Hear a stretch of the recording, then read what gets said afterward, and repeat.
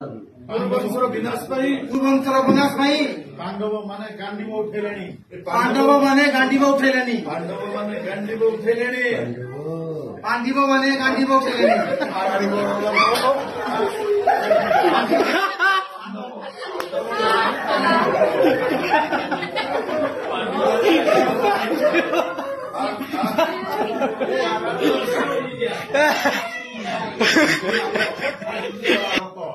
ପୁଣି ହବ ସେଇ ମହାଭାରତ। ଯୁଦ୍ଧର ବିଗୁଲ ବାଜିଲାଣି।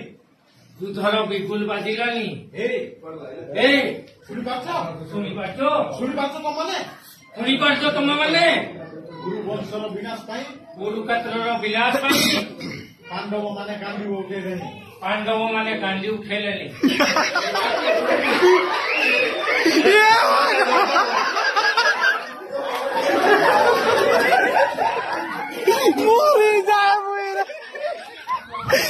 भगवान